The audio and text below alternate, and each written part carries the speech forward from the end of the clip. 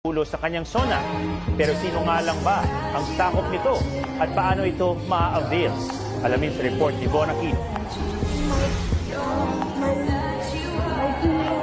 221,342 and 64 centavos ang hospital bill ng anak ni Zenaida Furio na na-confine ng 19 days sa basic ward ng East Avenue Medical Center matapos sumailalim sa procedure at biopsy. Palabas na sila kanina ng ospital at laking gulat niya nang makitang wala silang babayaran ni Silvo. Okay na po. Ganyan. May babayaran po ba kayo? Wala na po. Salamat.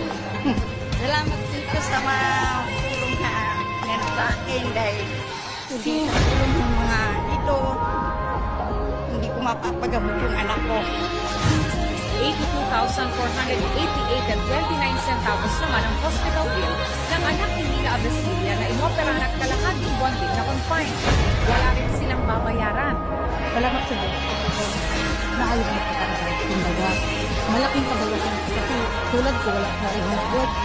Ano na ba ang zero balance billing na ibinida ng Pangulo sa kanyang SONA? At sino ang mga